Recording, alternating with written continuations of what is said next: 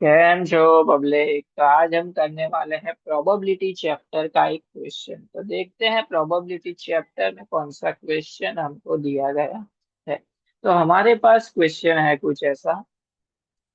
If A and B are two events such that probability of A is equal to 0.3, probability of B is equal to 0.4, and probability of A intersection B is equal to 0.2, then find। First हमको find out करना है probability of A union B।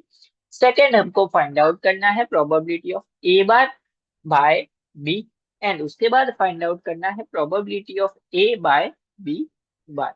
इतनी चीजें हमको find out करनी है। चलिए देखते हैं इसको हम कैसे सॉल्व करेंगे। सबसे पहले तो फर्स्ट जो चीज है वो फाइंड आउट कर लेते हैं। फर्स्ट हमको फाइंड आउट करना है probability of A union B. क्या फाइंड आउट करना है? A union B. तो ये सभी चीज की आपको फॉर्मूला पता होनी चाहिए। अगर फॉर्मूला पता नहीं है तो कुछ काम का नहीं है। सबसे पहले आपको पता करना है probability of A union B. तो उसकी फॉर्मूला ऐसी है, probability of A plus probability of B minus probability of A intersection B. चलिए, प्रोबेबिलिटी ऑफ ए क्या दिया हुआ है? 0.3। प्रोबेबिलिटी ऑफ बी क्या दिया हुआ है? 0.4 minus probability of A intersection B वो दिया हुआ है 0.2। तो 0.3 प्लस 0.4 0.7, 0.7 में से 0.2 चला जाएगा तो बचेगा 0.5। यानी कि ए यूनियन बी प्रोबेबिलिटी क्या मिल गई? 0.5, यानी कि आधी। हाँ। उसके बाद सेकंड क्वेश्चन देखते हैं। सेकंड क्वेश्चन पूछा गया है probability of A bar by B. क्या फाइंड आउट करना है? Probability of A bar by B. तो ये जो फॉर्मूला है डिवीजन की, वो आपको याद रखना है कि जो नीचे है वो नीचे आएगा, ऊपर की साइड ऑलवेज क्या आएगा? इंटरसेक्शन। तो probability of A bar intersection B upon क्या लिख सकते हैं? Probability of B. ये लिख सकते हैं हम लोग। अभी probability of A bar intersection B, इसकी फॉर्मूला पता होनी चाहिए आपको। उसकी फॉर्मूला होती है probability of B minus probability of A intersection B upon probability of B. लिख सकते हैं ऐसा। चलिए, प्रोबेबिलिटी ऑफ बी पता है हमको, क्या है? 0.4।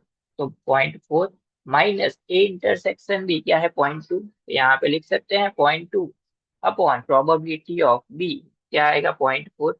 यहाँ पे भी क्या आ जाएगा? 0.4। यानी कि 0.4 में से 0.2 चला जाएगा तो 0.2 डिवाइड बाय 0.4, यानी कि 2 से कैंसल आउट हो जाएगा तो आंसर हो जाएगा 1/2। अगर पॉइंट में लिखना है 1/2 मतलब क्या होता है? 0.5।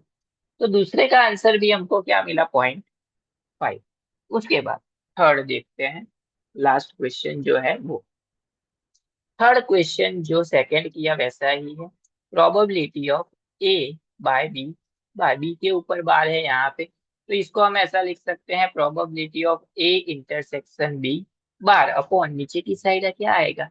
Probability of B bar. नीचे की साइड भी क्या आएगा? बी बार ही आएगा। अब दोनों जगह पे फॉर्मूला अप्लाई होगी। Probability of A by B bar की फॉर्मूला होती है probability of A minus probability of A intersection B upon probability of B bar, मतलब क्या होता है? 1 माइनस प्रोबेबिलिटी ऑफ बी।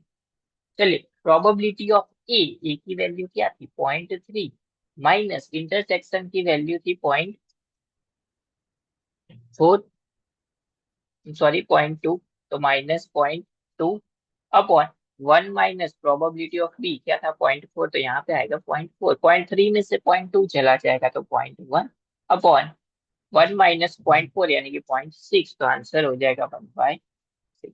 क्या आंसर हो जाएगा? 1/6। तो तीनों जो चीजें फाइंड आउट करनी थी वो हमने इसीलिए कर ली। तो मेन यहाँ पे आप कंडीशन क्या है कि आपको फॉर्मूला पता होनी चाहिए।